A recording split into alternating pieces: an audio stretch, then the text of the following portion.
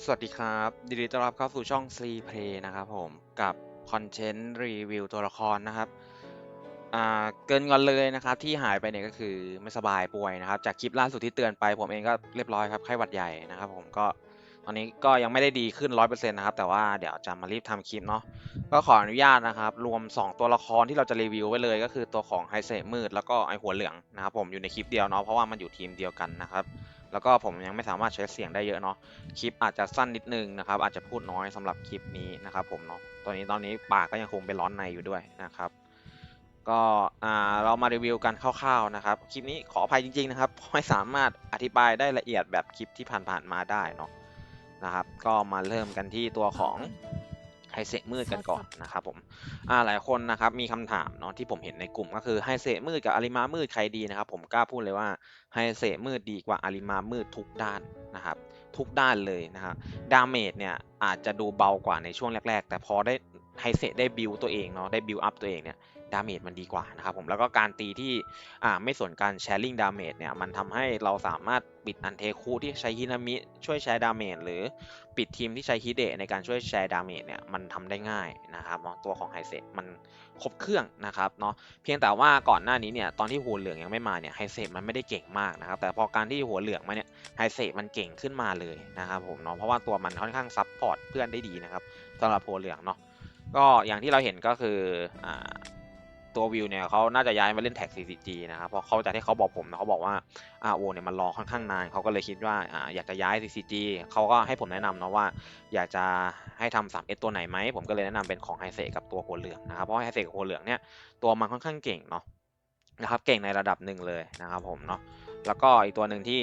3 เอ็ดแล้วพร้อมๆกันกับไฮเซมือก็คือตัวของไฮเซฟ้านะครับก็ต้องทำย้อนหลังเนาะก็ค่อนข้างเปลืองทรัพยากรแต่ว่าตัวมันเก่งก็โอเครับได้นะครับแล้วก็ส่วนหัวเขียวเนี่ยผมคิดว่าผมไม่น่าจะทำเนาะเพราะว่ามันเป็นตู้200นะครับเดี๋ยวรอเข้าตู้แรกก็น่าจะทำได้เนาะสำหรับ2ตัวนี้นะครับแต่ว่าแนะนำถ้าเป็นไปได้ก็ควรทำ 3S เนาะเพราะว่าเราสามารถปลดม้วนฟิล์มจาก2ตัวนี้ได้นะครับผม 3ตัวนี้เนาะที่เป็นตัว200ครับน่าจะเข้าตู้แรกในอนาคตนะครับแต่ไม่รู้ว่าจะนานแค่ไหนเนาะแต่ว่าถ้าเป็นไปได้ก็ควรทำ3 ไว้นะเพื่อปลดม้วนฟิล์มเนาะเพราะว่าม้วนฟิล์มมันเป็นม้วนฟิล์มที่ใช้ร่วมกันทั้งหมดนะครับมันค่อนข้างสำคัญนะมาเริ่มกันที่ไฮเซครับตอนนี้ผมใช้เป็นภาษาอังกฤษเนาะก็พยายามจะแปลแบบคร่าวๆให้นะครับเพราะว่าภาษาไทยมันแปลค่อนข้างมั่วนะครับ ลูกบอลของไฮเซเนาะมันบอกว่าทุกๆครั้งที่เพื่อน CCG เนี่ยใช้ Active Skill นะครับตัวของไฮเซมืดเนี่ยจะได้รับ Critical Damage นะครับ6% 1เทิร์นนะครับสูงสุดอยู่ที่18%ก็คือ3สแต็กเนาะแล้วก็ถ้าเลือดของไฮเซเนี่ยต่ำกว่า30%นะครับจะได้รับพลังโจมตี4%แล้วก็อัตราเจาะเกาะนะครับ6%เนาะนั่น1เทิร์นนะครับอันนี้มันก็น่าจะแปรพลาดนะครับน่าจะใช้เขาเรียกนะการเรียงไวยากรณ์ผิดพลาดนะครับ ก็นั่นแหละได้พลังโจมตี 4% แล้วก็อัตราเจาะเกาะ 6% 1เทิร์นนะครับต่อมาดูกันที่สกิลนะครับอ่า Active Skill เนาะก็คือทำดาเมจUltra Nightmare Collision นะครับใส่ศัตรูทุกตัว 325%นะครับผมซึ่ง Ultra Nightmare Collision เนี่ยก็คือมันบอกว่าสกิลนี้เนี่ยจะทำการตีแบบไม่สนนะครับการแชร์ดาเมจเนาะแล้วก็จะไม่ติดคลินะครับ แล้วก็ดาเมจที่ทำได้ทั้งหมดเนี่ยจะเพิ่มขึ้น 25%ของดาเมจคริติคอลของเรานะครับสูงสุดอยู่ที่ 100%เนาะนั่นเป็นสาเหตุที่ว่าทำไมลูกบอลถึงบัฟคีย์ดาเมจนะครับเพราะว่ามันจะมาช่วยเพิ่มดาเมจรวมได้นะครับต่อมานะครับเอฟเฟกต์0 ดาวนะครับก่อนที่เพื่อน CCG เราจะใช้ Active Skill นะครับตัวของไฮเซมืดนะครับจะได้รับ1สแต็กนะครับของบัฟคอมมานด์นะครับสูงสุดมีได้4สแต็กนะแล้วก็หลังจากที่ตัวไฮเซเนี่ยใช้ Active Skill นะครับ ถ้าตัวไฮเซเนี่ยมีคอมมานด์อยู่จะทำการ remove คอมมานด์ทั้งหมดนะครับทันทีเลยนะไม่ได้ตอนก่อนหน้านี้มันเหมือนกับ remove ทีละบัฟเนาะอันนี้ทำการ remove ทั้งหมดเลยนะครับทันทีนะครับ remove all stack of command เนาะนะครับเพราะฉะนั้นถ้าเป็นไปได้ไฮเซมืดควรใช้ใบหลังๆเพื่อให้สแต็กเนี่ยมันทำงานได้เต็มที่นะครับผมแล้วก็หลังจากที่ remove command ไปนะครับจะทำการแปะ debuff นะครับเป็น debuff เทาเนาะเพราะฉะนั้นลบไม่ได้นะครับทำการแปะ debuff ใส่ศัตรูนะครับตามลำดับ เนาะใส่ศัตรูทุกตัวตามลำดับบัฟถ้า1สแต็กก็คือจะทำการลด all stat อีกฝ่ายลง 6% นะครับผมถ้าเป็น2สแต็กก็คือดาเมจที่สร้างเนี่ยลดลง 15%นะครับถ้าเป็น3สแต็กอัตราการดูดเลือดแล้วก็อัตราการดูดเลือดจะกลายเป็น0นะครับแล้วก็ไม่สามารถเด้งโลได้นะครับผมต่อมา4สแต็กนะครับก็คือไฮไลท์เลยนะครับผมก็คือ อ่าถ้าเลือดนะครับถ้าเลือดอีกฝ่ายเนี่ยต่ำกว่า 1% เนาะแล้วก็โดนตีนะครับจะตายทันทีเลยโดยที่ไม่สนปุ่มคุ้มกันความตายก็คืออมตะนั่นแหละนะครับก็คือตีทะลุอมตะได้นะก็คือ4สแต็กเนาะวิธีการเล่นเนี่ยเราก็จะอ่าเล่นไฮเซก่อนเนาะไฮเซฟ้านะครับถ้าเป็นไม่ได้ก็สแปมไฮเซฟ้าสัก2ใบนะครับผมแล้วก็ค่อยเป็นตัวของไฮเซมืดนะครับประมาณนี้เนาะไฮเซฟ้าเราจะดึงตัวไฮเซมืดมาตีนะครับต่อมานะครับผมเอฟเฟกต์1 ดาวลืมอ่านคอมมานด์คืออะไรลืมขออภัยครับต่อมาคอมมานด์คือเพิ่มเบสิกสแตทนะครับ 4%แล้วก็เมื่อเอฟเฟกต์นี้สิ้นสุดลงนะครับจะได้รับโล่ 10% ของ Magic Key 1 เทิร์นนะครับก็คือโดนดูดไปใช้ก็ถือว่าบัฟหายเนาะนะครับต่อมานะครับเอฟเฟกต์1 ดาวนะครับเพื่อน CCG ทั้งหมดนะครับได้รับเบสิกสแตทเพิ่มขึ้น 16% นะครับแล้วก็พลังโจมตีของไฮเซมืดเนี่ยเพิ่มขึ้น 8% แล้วก็ดาเมจที่สร้างเพิ่มขึ้น 12% นะครับผม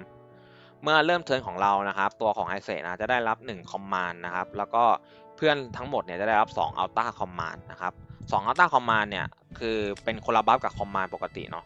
มาอ่านอัลต้าคอมมานด์กันอันนี้คิดว่าน่าจะแปลผิดนะจริงๆน่าจะเป็น all stat นะครับไม่ใช่ all basic stat เนาะน่าจะเป็น all stat เพิ่มขึ้น4% นะครับแล้วก็อัตราบล็อกเพิ่มขึ้น 5%เอฟเฟกต์นี้เนี่ยจะมีผลเป็น2เท่านะครับถ้าตัวละครเนี่ยเลือดต่ำกว่า 50% นะครับผมแล้วก็ดาเมจเพิ่มเติมทั้งหมดเนี่ยจะได้รับเนี่ยจะลดลงเหลือ1นะครับเอฟเฟกต์นี้จะหายไปเมื่อการเขาเรียกนะกระตุ้นเอฟเฟกต์การบล็อกดาเมจที่1เนี่ยทำงานนะครับประมาณนี้เนาะก็คือได้รับบัฟอึดนั่นแหละแต่ถ้าเลือดต่ำกว่า 50% แล้วเด้งอันนี้แล้วบัฟก็จะหายนะครับประมาณนี้ต่อมาเอฟเฟกต์3 ดาวนะครับทุกๆครั้งที่ตัวของไฮเซเนี่ยทำการลบ1คอมมานด์นะครับเพื่อนของเราเนี่ยจะได้รับพลังโจมตีเพิ่มขึ้น 3%แล้วก็ตัวของไฮเซเนี่ยจะได้รับบัฟใหม่ก็คือ disorder นะครับ1บัฟนะสูงสุดได้8สแต็กพูดง่ายคือเราต้องลบคอมมานด์ทั้งหมด8ครั้งนะครับ8คอมมานด์เนาะไม่ใช่8ครั้งลบทั้งหมด8คอมมานด์นะครับเมื่อdisorder เนี่ยครับเต็มเป็นครั้งแรกเนาะเต็ม8สแต็กเป็นครั้งแรกนะครับเราจะได้รับบัฟ1อย่างนะครับขึ้นอยู่กับเลือดของเราเนาะถ้าเลือดเราเนี่ยมากกว่า 50% นะครับจะได้รับสร้างดาเมจเพิ่มขึ้นนะครับ 50%แต่ถ้าเลือดเราต่ำกว่า 50% นะครับจะได้รับภูมิคุ้มกันดาเมจทุกอย่างเลยนะครับผมน่าจะ1เทิร์นนะครับก็ค่อนข้างที่จะเก่งค่อนข้างที่จะโกงนะครับถ้าเราเก็บสแต็กได้เยอะนะไม่เห็นว่าทำไมหัวเหลืองมาทีม CCG มันถึงเก่งนะครับเพราะว่าหัวเหลืองในเทิร์น2เนี่ยมันสามารถดึงเพื่อนขึ้นมาตีได้อีกนะครับเพราะฉะนั้นตัวมันค่อนข้างที่จะเก่งนะครับสำหรับทีมเนาะแล้วพอมีหัวเหลืองมาเนี่ยมันก็กลายเป็นว่ามันเก่งขึ้นไปอีกขั้นหนึ่งนะครับสำหรับการปลดแรงนะครับก็การปลดแรงก็มีที่สำคัญก็มีอันนี้เลยนะครับก็คือมีการหลุมดำนะครับถ้าเลือดมากกว่า 90% เนาะแล้วก็อีกอันนึงก็น่าจะเป็นอันนี้หรือเปล่าอันนี้ครับก็คือถ้าเลือดเนี่ยต่ำกว่า 50% เป็นครั้งแรกนะครับจะทำการล้างสถานะควบคุมและสถานะวีทั้งหมดออกนะครับแล้วก็ได้รับภูมิคุ้มกัน1เทิร์นนะครับก็คือ2อันนี้เนาะที่สำคัญอันอื่นเนี่ยผมมองว่าไม่ได้จำเป็นขนาดนั้นนะครับอันอื่นไม่ได้จำเป็นขนาดนั้นเนาะก็คือฝั่งซ้ายก็คืออันที่2กับอันที่4นะครับถ้าใครอยากจะหามาเล่นนะครับก็สำหรับไฮเซตมืดประมาณนี้ต่อมานะครับต่อกันที่หัวเหลืองนะครับผมลูกบอลหัวเหลืองแล้วก่อนเลยนะครับเมื่อเริ่มการต่อสู้นะครับใช้คำว่าการต่อสู้นะไม่ใช่เริ่มเทิร์นเมื่อเริ่มการต่อสู้เพื่อนทั้งหมดนะครับจะได้รับบัฟต่อไปนี้1เทิร์นนะครับก็คือเพิ่มบล็อกเลทนะครับ 6% หลังจากที่โดน Damage Active Skill นะครับก็คือพูดง่ายเราเล่นกับอันเทเนาะอันเทเปิดมาแล้วก็โดน Active Skill แล้วนะครับผมสูงสุดได้6สแต็กนะครับอยู่ได้1เทิร์นหลังจากที่ใช้ Active Skill นะครับเพิ่มจอกอ 2% 1เทิร์นสูงสุด6สแต็กนะครับก็เขาเรียกว่าอะไรทั้งลุกทั้งรับในบอลเดียวเลยนะครับผมต่อมานะครับการเล่น Active Skill นะครับผมก็คือ Ultra Bombardment นะครับใส่ศัตรูทุกตัวหลอด 325%อัลต้าบอมบาร์ดเมนต์เนี่ยมันบอกว่าสกิลนี้จะการันตีคริแน่นอนนะครับผมก็คือตียังไงก็ติดคริไม่ว่าอีกฝ่ายจะต้านคริเท่าไหร่นะครับตียังไงก็ติดคริเนาะถ้าศัตรูนะครับมีมากกว่า3ตัวนะครับ3หรือมากกว่า3หรือมากกว่าก็คือ3กับ4นะครับจะทำดาเมจเพิ่มเติม 350% ของเบสพลังโจมตีตัวหัวเหลืองนะครับแต่ถ้าศัตรูมีตั้งแต่3ลงมานะครับก็คือ2หรือ1เนาะก็จะเพิ่มตัวคูณ 80% เป็น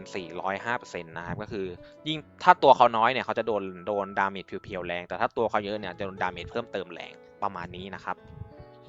ต่อมาเอฟเฟกต์0 ดาวใช่เอฟเฟกต์0 ดาวนะครับผม อ่าเพื่อนนะฮะไอตัวละครของไอหัวเหลืองเนี่ยจะได้รับ1สแต็กเนาะก็คือบัฟ ability นะครับเราพูดสั้นๆนะบัฟ ability เนาะ1เทิร์นนะครับหลังจากที่ใช้ active skill หรือว่าโดนดาเมจเกิน 35% ของ max HP นะครับสูงสุดได้3สแต็กเนาะเราถือ ability เนี่ยได้3สแต็กนะครับเมื่อตัวบัฟสแต็กเนาะครบ2สแต็กนะครับจะทำการ remove นะครับสถานะควบคุมและสถานะ weak นะครับจากนั้นเนี่ยจะทำการไล่เลเวล2นะครับใส่ศัตรูที่เลือดน้อยที่สุดนะครับแล้วก็เมื่อเริ่มการต่อสู้นะครับเพื่อนพันธมิตรนะครับจะได้รับ2สกิลเนาะเมื่อเริ่มการต่อสู้ก็จะได้รับ2สกิลทันทีนะครับซึ่งบัฟ ability เนี่ยเราจะโฟกัสที่ ability นะ ability ได้จากการที่เราใช้ active skill นึกออกไหมครับเพราะฉะนั้นเนี่ยถ้าสล็อตเรามี3ช่องเนาะใบที่1ใบที่2เนี่ยถ้าเราใช้ตัวซ้ำกันเนี่ยตัวที่2ที่ออกสกิลนะครับ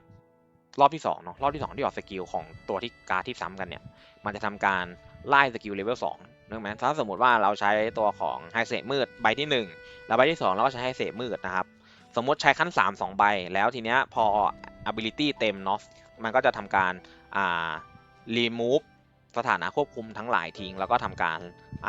ไล่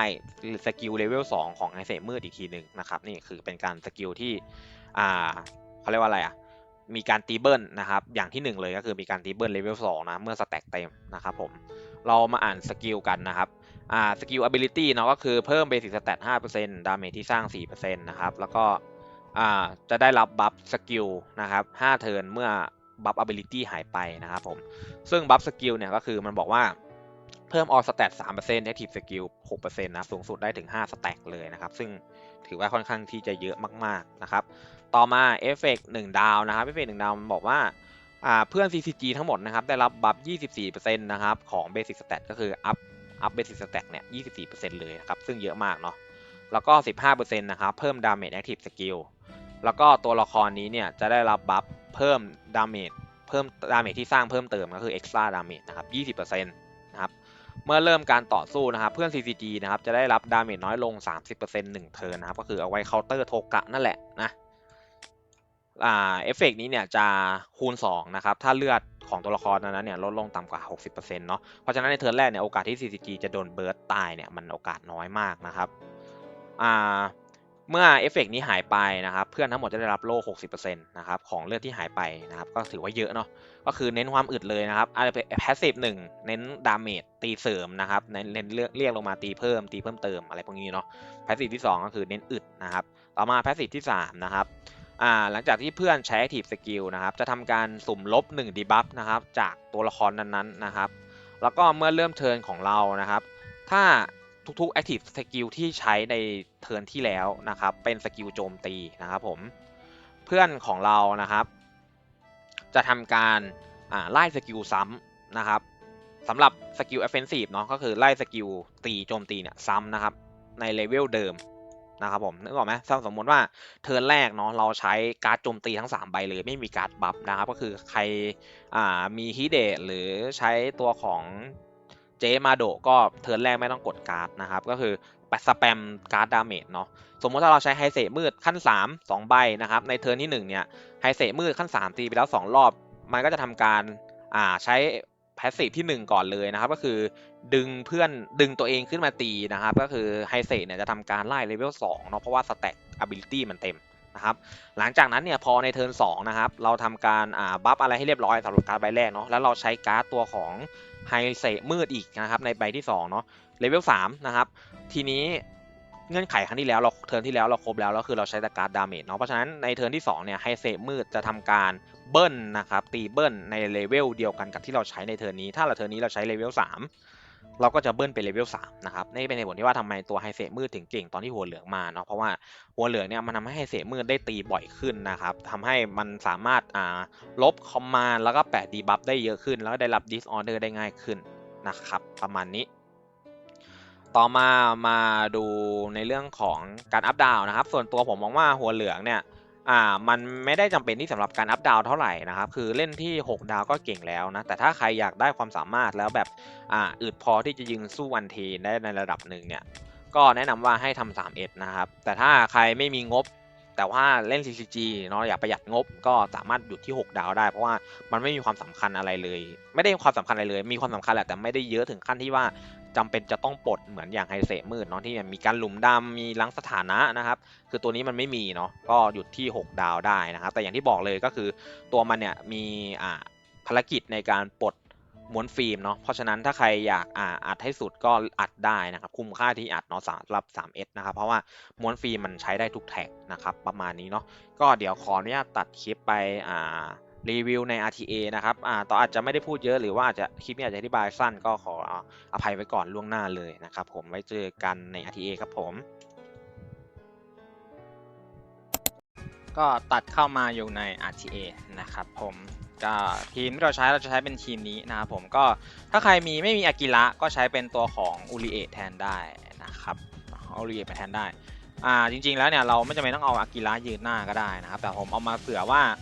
เทิร์นที่2เนาะเราได้ใช้แพสซีฟนะครับแล้วก็เรามีการโดนลดแรงนะครับผมอากิระก็จะช่วยอัพแรงขึ้นมาทำให้เพื่อนเนี่ยได้ตีเบิลที่แรงที่สูงขึ้นนะครับประมาณนี้เนาะเราก็เลยเอาอากิระมายืนหน้านะครับ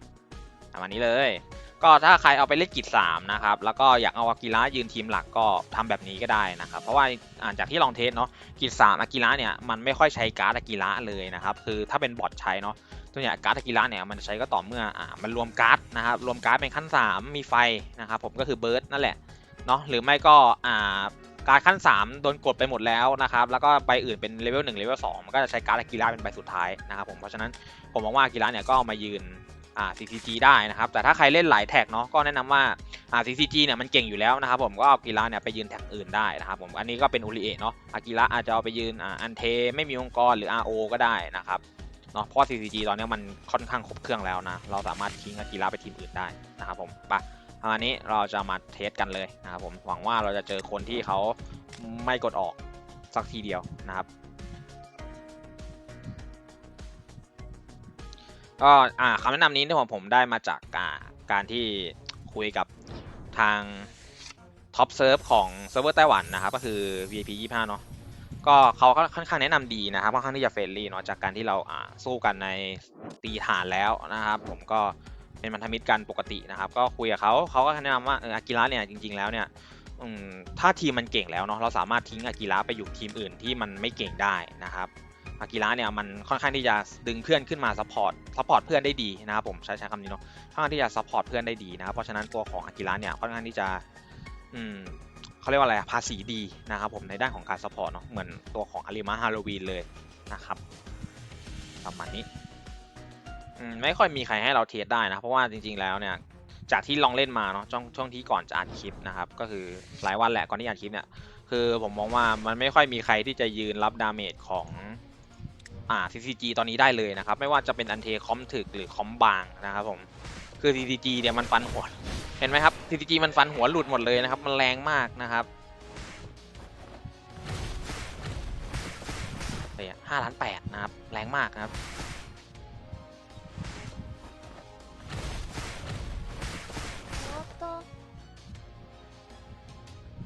โดนตีปักนี่เป็นไงจริงๆเราต้องหัวโยกนะครับแต่ว่าตัวของ ability มันเต็มเห็นไหมตัวของ ability มันเต็มแล้วมันก็มันออกไปตีสกิล2แล้วก็ล้างสถานะควบคุมนะครับเนาะจริงๆแล้วเราต้องหัวโยกนะครับดีนะเขาไม่ออกให้นะครับผม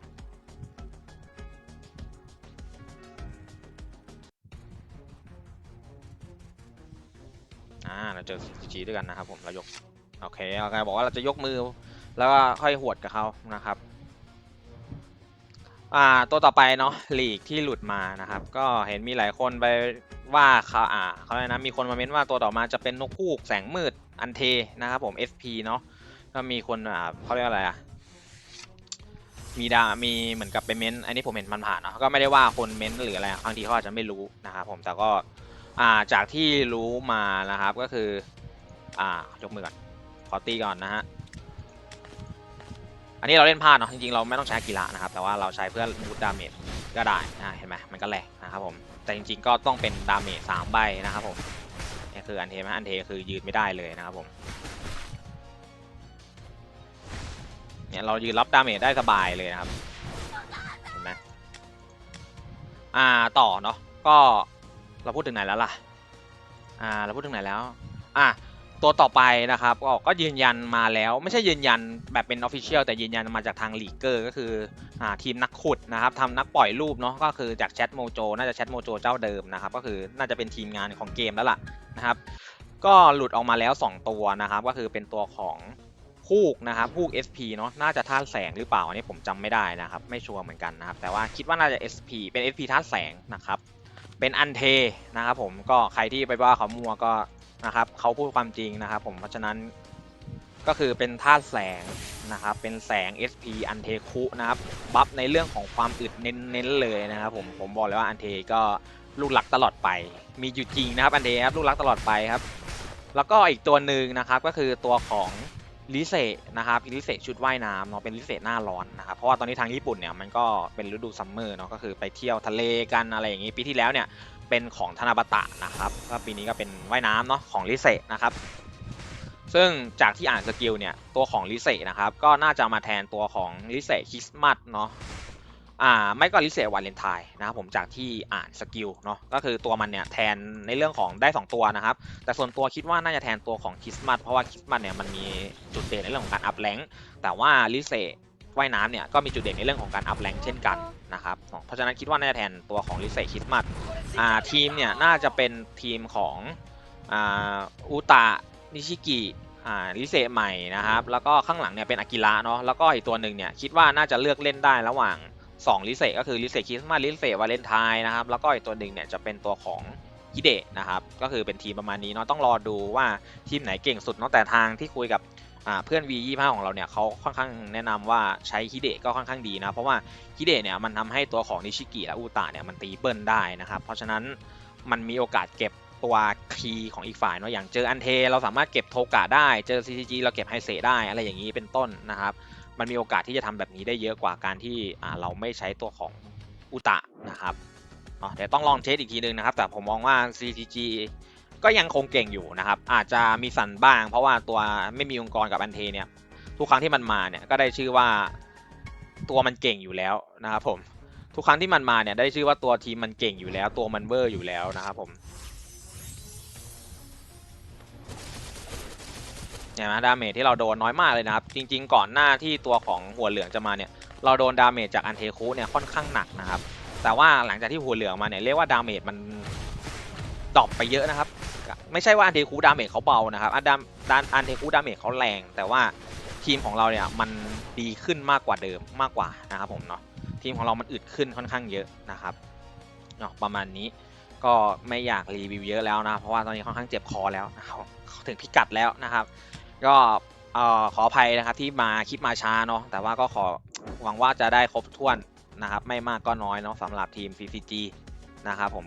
บอกเลยว่าเล่นคู่กันเก่งมากครับแล้วก็มีโอกาสรีบสุ่มเนาะตัวหัวเหลืองนะครับถึงเข้าใจว่ามันจะเป็นตัว200แต่เราจะไม่รู้ว่ามันจะวนมาตอนไหนนะครับผมไม่รู้ว่าจะมาให้แลกตอนไหนแต่อยู่หลังตู้คงตู้ถัดไปแต่ว่ามันคาดหวังให้ออกไม่ได้นะครับผมถ้าอยู่หลังตู้เนาะ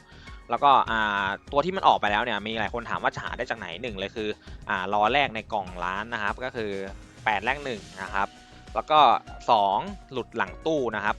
3รอตู้เลือก3มานะครับ4ซื้อเศษรายวันก็ต้องรอมันอัปเดตเหมือนกันนะครับ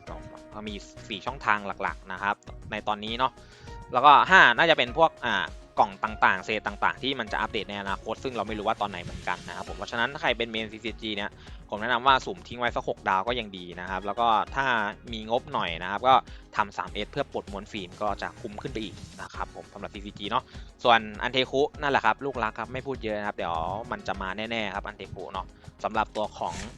คู่นะครับคู่ SP นะครับระดับ SP ของอันเทคุตัวที่2นะครับตัวแรกคือโทกะโนคุตัวที่2แล้วคำถามคือไม่มีองค์กรอยู่ไหน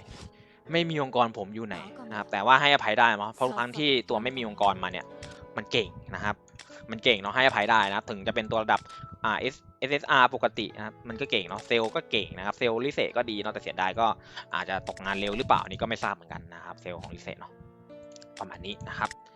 ก็ไว้เจอกันคลิปหน้าครับผมหวังว่าคลิปหน้าผมจะเสียงเป็นปกตินะครับเพราะปกติเนี่ยเราลงคลิปทุกอังคารพฤหัสเสาร์ไม่ก็อาทิตย์เนาะก็คือ3วัน3คลิปต่อสัปดาห์นะครับแต่ว่า ก็อยากให้มันหายขาดนะครับแล้วค่อยอัดคลิปทีเดียวแต่ว่าก็หลายคนก็จะขาดข้อมูลไปนะครับเพราะว่าถ้าลงช้าเนี่ยอาจจะมีการตัดสินใจหัวเหลืองที่แบบมันผิดพลาดนะครับก็อยากจะให้คลิปนี้เขาเรียกว่าอะไรนะโชว์เคสให้เห็นแล้วกันเนาะว่าตัวมันค่อนข้างเก่งนะครับเล่นคู่กันนี่ยิ่งเก่งเข้าไปใหญ่เลยนะครับ